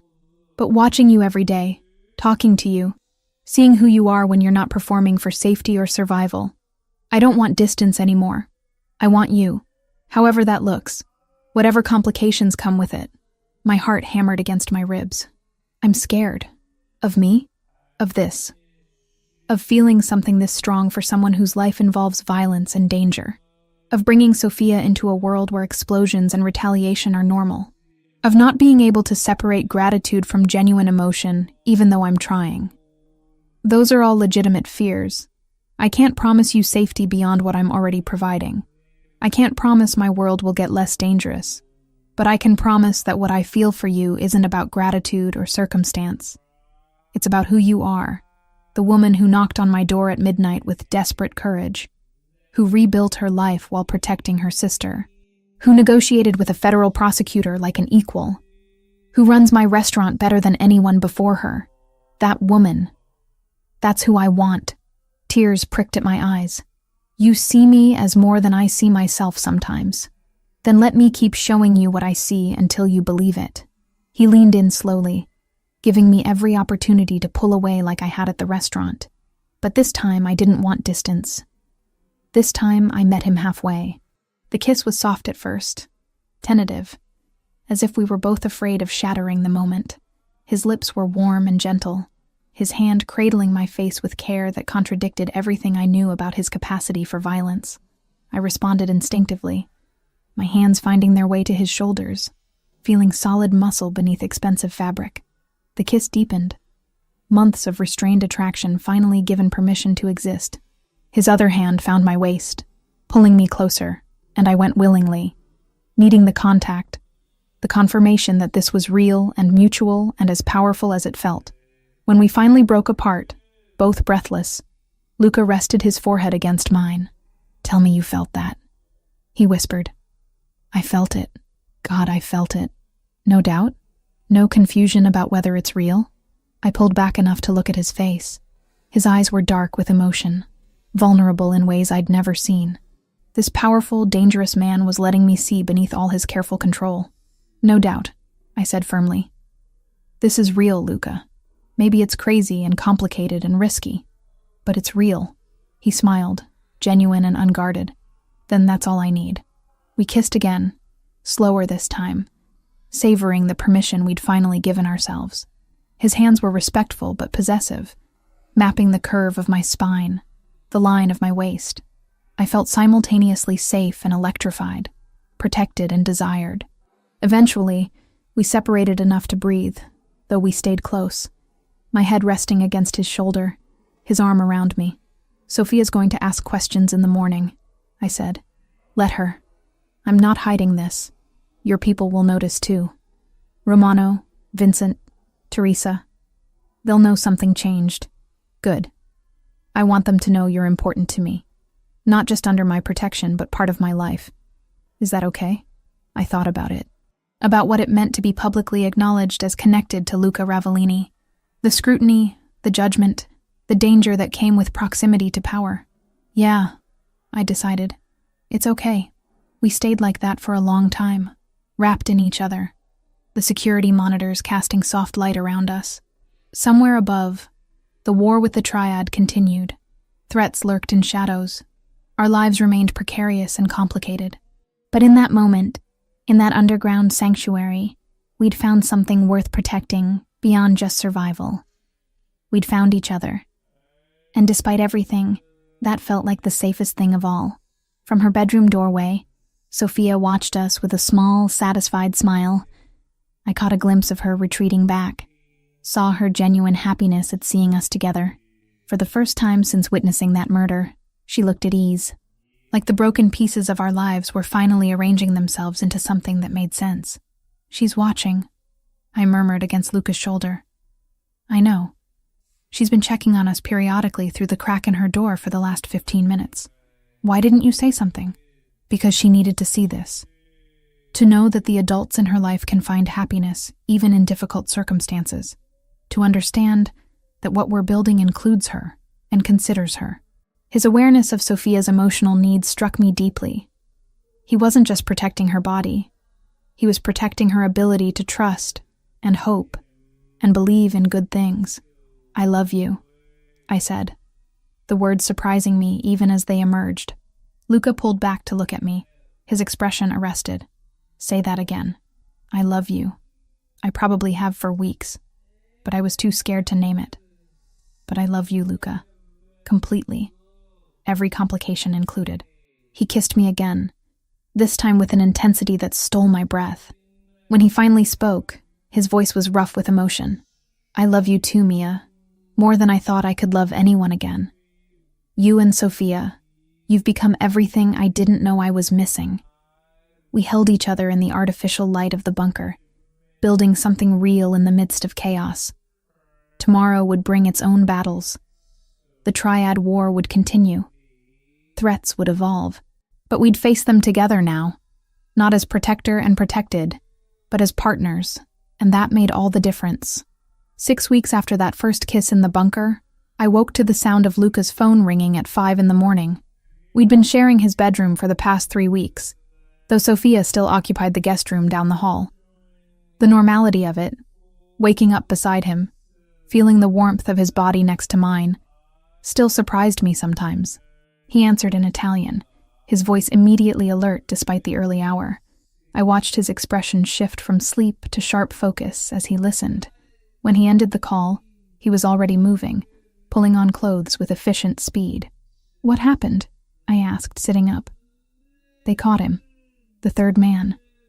Mexican authorities found him trying to cross the border with forged documents. He's being extradited within 48 hours. The relief that flooded through me was almost painful. All 3 of them. Sophia can identify all 3, and now they're all in custody, which means Reeves can move forward with prosecution. This changes everything. He sat on the edge of the bed, pulling on shoes. It also means the Triad's leadership will be making decisions about how to respond. They're losing a significant operation here, and they'll want to minimize damage. Is that good or bad for us? Depends on what they decide. Could go either way. He leaned over and kissed me. Quick, but genuine. Stay in the house today. I need to make some calls and meet with people.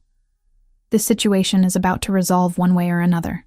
After he left, I checked on Sophia. She was still asleep, peaceful in a way she hadn't been 6 weeks ago. The therapy was working. The safety was working. Having structure and love and protection was slowly healing what trauma had broken. I spent the morning at the estate, working remotely while monitoring news channels for any mention of the arrest. Nothing public yet, but Luca had sent me a text confirming the extradition was proceeding smoothly. By afternoon, Reeves called with updates about trial preparation and timeline. With all 3 suspects in custody and Sophia's testimony secured, we're looking at trial within 8 weeks, he said. The defense will push for delays, but the judge is motivated to move this quickly given the high-profile nature of Webb's murder. And Sophia's safety during that time? Federal marshals will supplement private security. We'll coordinate with Luca's people to ensure comprehensive coverage. But Miss Harrington, I want you to understand something. Once this goes to trial, once Sophia testifies, there's no taking it back. Her identity as a witness will be part of the record, even with anonymity protections. People with resources can usually find what they're looking for. Are you saying she'll never be truly safe? I'm saying her safety will depend on the triad's organizational capacity after their leadership faces federal prosecution. If we dismantle them effectively, the threat diminishes significantly. If we only wound them, it could get worse before it gets better. The honesty was appreciated even if the reality was frightening. After the call ended, I found Sophia in the library, working on calculus homework, while Teresa brought her lunch. The 3rd man was caught, I told her. They have all 3 now. She set down her pencil slowly. So it's really going to happen. The trial. My testimony. Yes. Are you ready for that? I don't know if anyone's ever ready to testify against people who kill prosecutors. But Dr. Hawthorne says I'm psychologically prepared, and I want them punished for what they did.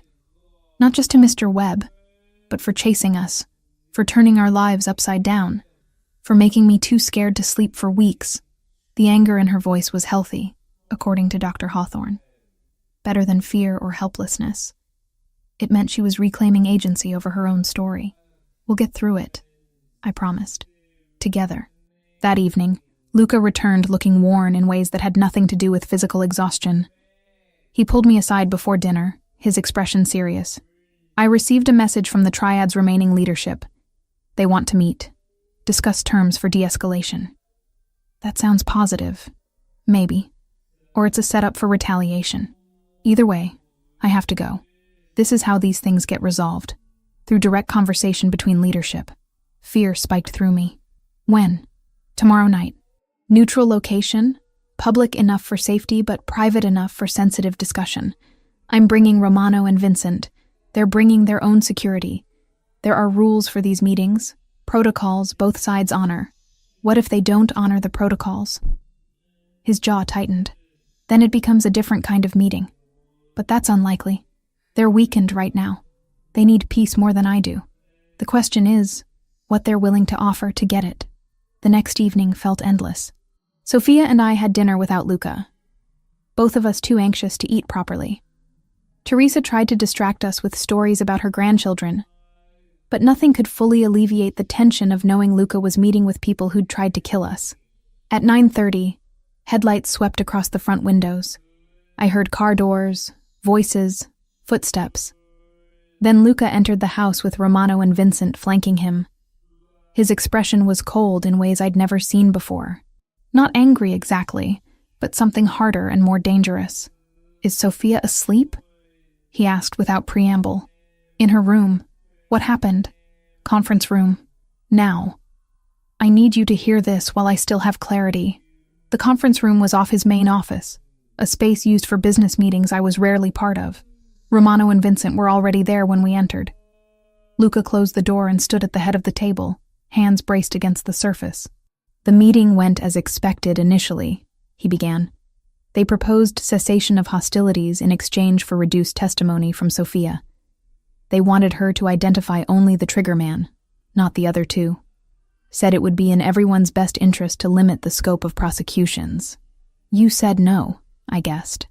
I said Sophia's testimony wasn't negotiable. That she'd testify to everything she witnessed, identify everyone involved, and cooperate fully with federal prosecution. They didn't like that answer. What did they do? His eyes met mine, and I saw something in them that made my breath catch. The leader, a man named Jian Shu, suggested that if Sophia's testimony couldn't be limited, perhaps Sophia herself could be. He called her a loose end that needed resolution. The room went silent. The casual way Luca relayed it didn't hide the threat underneath. "What did you say?" My voice came out steadier than I felt. I made it clear that any action against Sophia, any threat to her existence or well-being, would result in total war. Not skirmishes or targeted hits. Complete dismantling of every triad operation in this region. I listed their businesses, their properties, their key personnel. Made it clear that I have the resources and intelligence to destroy them utterly if they pursue this path. Romano spoke up. Boss was very convincing. Left no room for misunderstanding. "How convincing?" I asked, though I wasn't sure I wanted the answer. Luca straightened. Jianshu pushed back. Said I was protecting one witness at the expense of peace. I explained that Sophia isn't just a witness. She's family under my protection. That attacking her would be attacking me directly, which has consequences he couldn't afford. And then? Then he made a mistake. He laughed and said family was just a word. That I'd give her up eventually when the cost got too high. So I showed him what the word actually means to me. The way he said it made my skin prickle. "Luca, what did you do?" I broke his hand. Not all the bones, just enough to make the point clear. His security moved. My security moved. It could have escalated into real violence. But Jinshu called them off. He understood finally that this wasn't negotiation with flexibility. This was me drawing a permanent line. I stared at him, trying to process what I was hearing. The man I loved had just casually described breaking someone's hand to prove a point about protecting my sister. The meeting ended there, Romano added. But the message was delivered. The triad knows that Sophia is untouchable, that any move against her brings down their entire operation. Will they honor that? I asked. They'll have to, Luca said, because I also made calls after the meeting. I have allies in the Russian organization, connections with the Albanians, even some understanding with Cosa Nostra. I made it known that Sophia Harrington is under collective protection, that anyone who harms her makes enemies of multiple organizations simultaneously. The triad can't afford that kind of unified opposition. The scope of what he'd done, the power he'd leveraged, the violence he'd committed, it all crashed over me at once. This was the reality of his world, not the careful control he showed at home or the patience he demonstrated with Sophia. This was the brutality that kept him powerful and feared. I need air, I said, standing abruptly. Mia, just give me a minute. I left the conference room and went to the back terrace, breathing in cold night air that did nothing to settle the chaos in my chest. I heard the door open behind me but didn't turn around. I know what you're thinking, Luca said quietly. Do you? Because I'm not sure I know what I'm thinking. You're thinking that you just saw who I really am.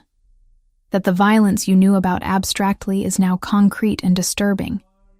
That you're questioning whether you can actually live with someone capable of breaking bones to make a point. The accuracy hurt. Am I wrong to think those things? No. You'd be foolish not to. He moved to stand beside me, both of us looking out at the dark grounds. I won't apologize for what I did. Jianshu threatened your sister. He laughed about it. He needed to understand that some threats have immediate consequences. You could have just walked away, ended the meeting, and let him think the threat was viable, that he could keep testing boundaries until he found an opening. No. The only language that works in my world is decisive action. Hesitation gets people killed. I turned to face him. I don't want Sophia growing up thinking violence is the answer to everything. Neither do I. Which is why I don't expose her to this side of things. Why I'm careful about what she sees and hears. But Mia, she's already been exposed to violence. She watched a man die. She's been hunted by killers. Pretending my world is gentle won't protect her from realities she already understands. There has to be limits, though. Lines you don't cross.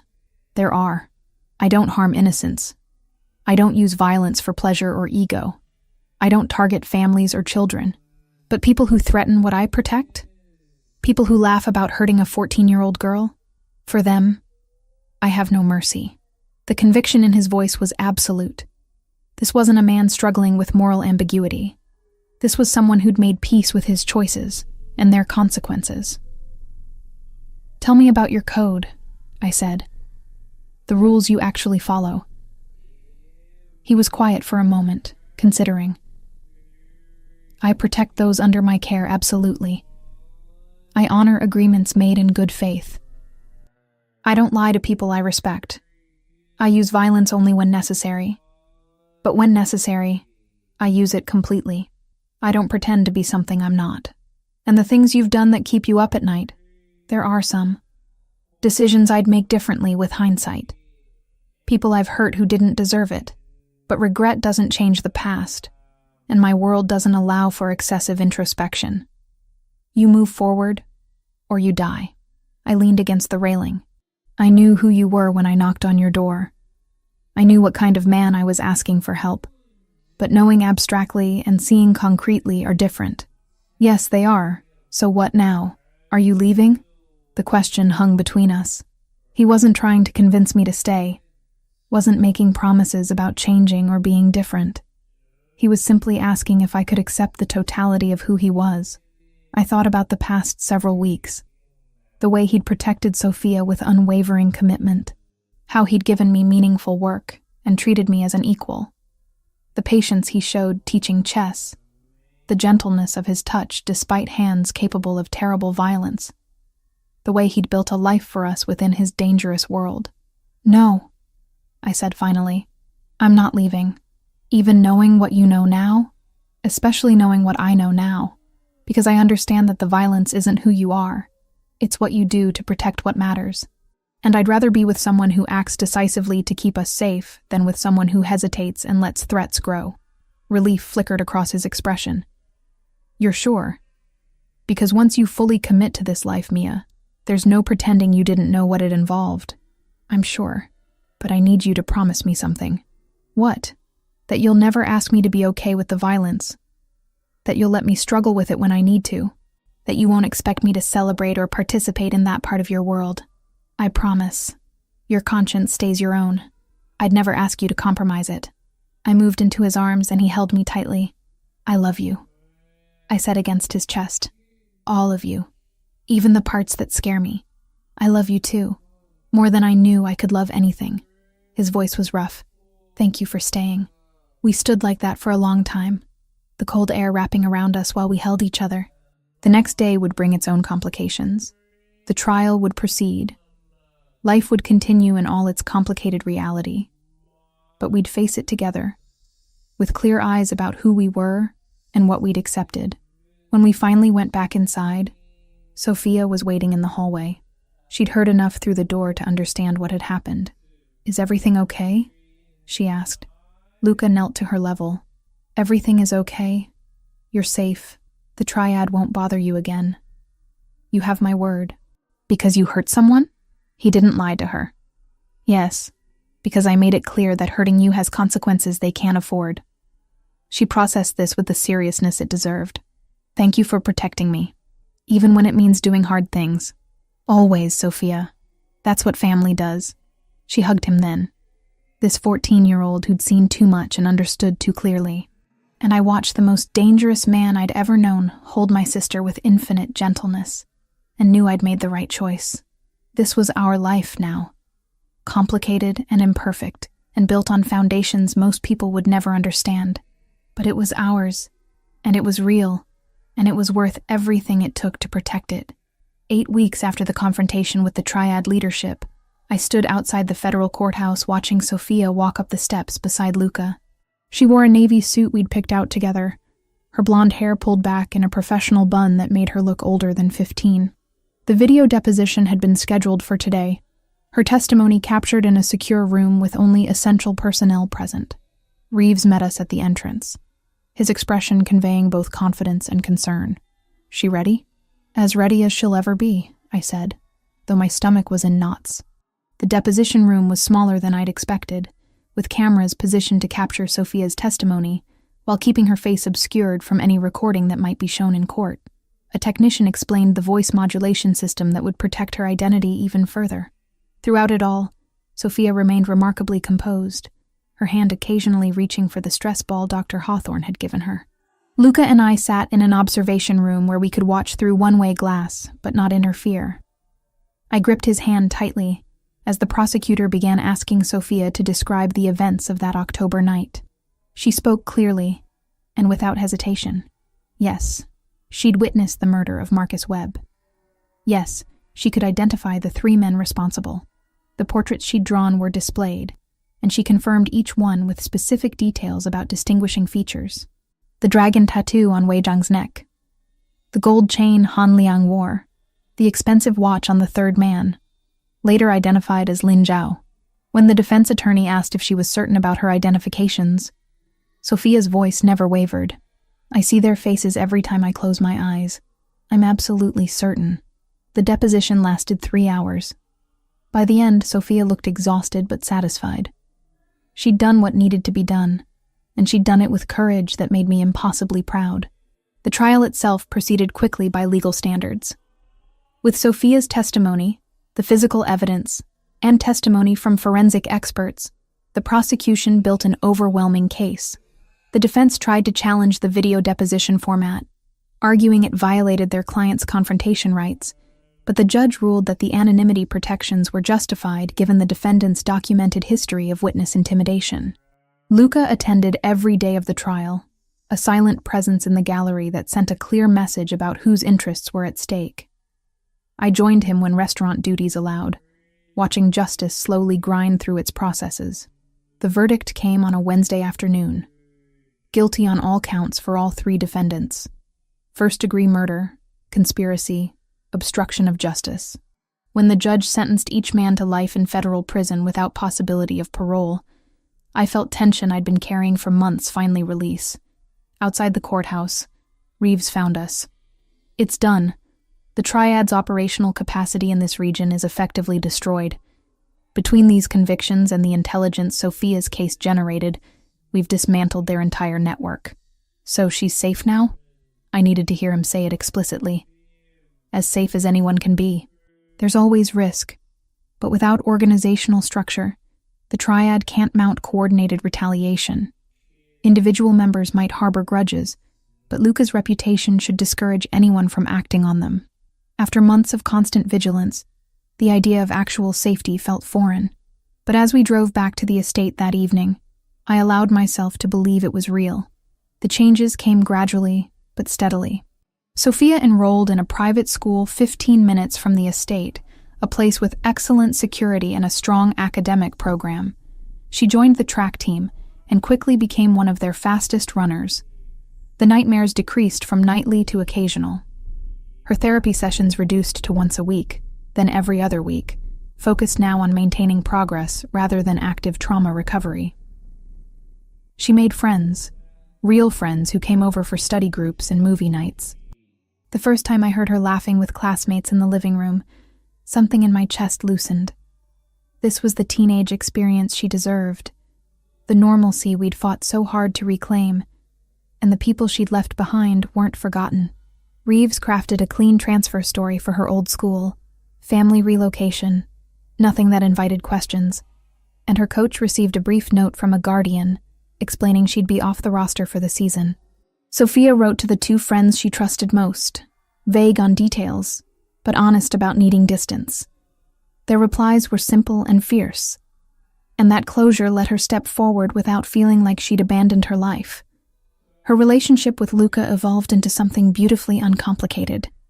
She called him by his first name, but treated him with affection that was unmistakably familial. He helped with her math homework, attended her track meets, and had opinions about which colleges she should consider even though she was only 15. The dynamic was natural, organic, built on genuine care rather than obligation.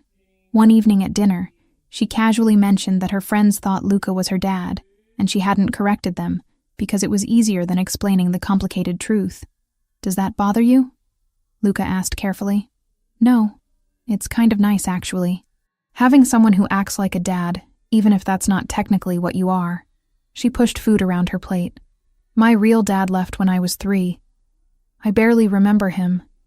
You've been more of a father in 5 months than he was in 3 years. I watched Luca process this, saw the emotion he tried to hide. I'm honored you think of me that way, Sophia. Good, because I'm going to need someone to teach me to drive in a few months. And Mia is terrible at parallel parking. The easy deflection into humor was so perfectly teenage that we all laughed. My relationship with Luca became public knowledge gradually. First among his immediate staff, who noticed us arriving together, leaving together, the casual intimacy of long-established couples.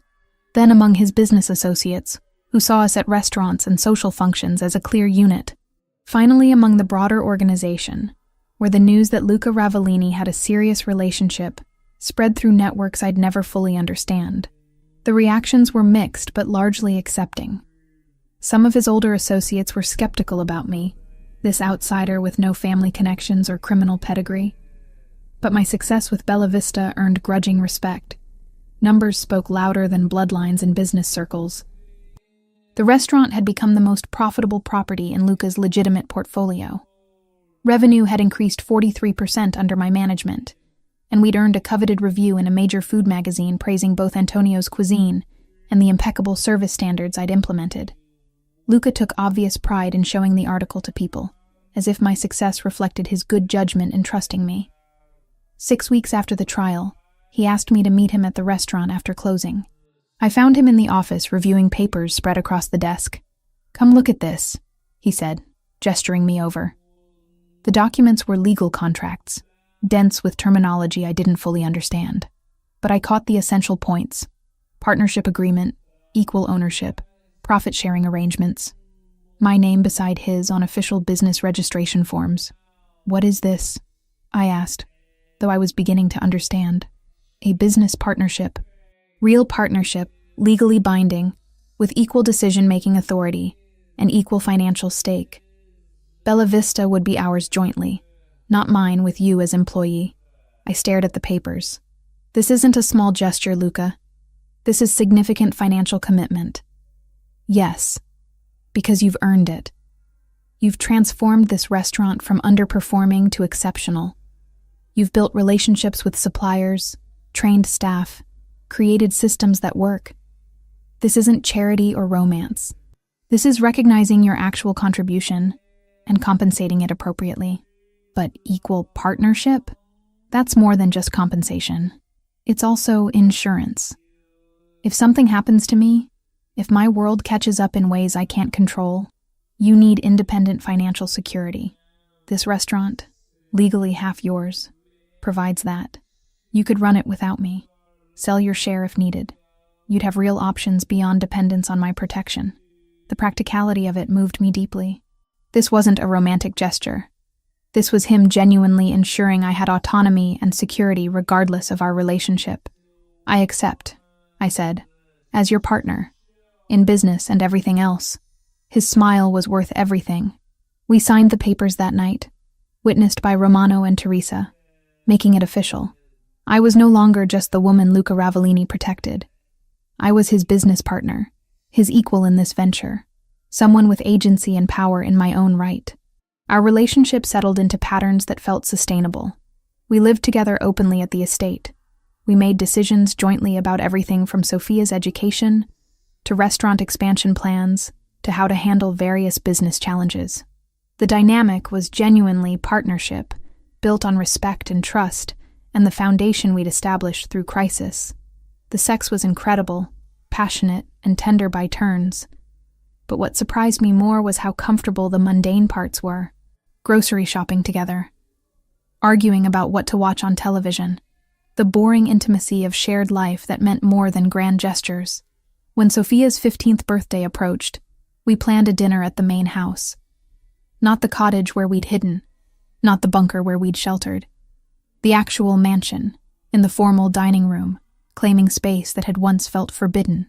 Teresa outdid herself with the meal, multiple courses that showcased Antonio's skills and her planning abilities. The guest list was small but significant. Romano and Vincent, who'd protected us from the beginning.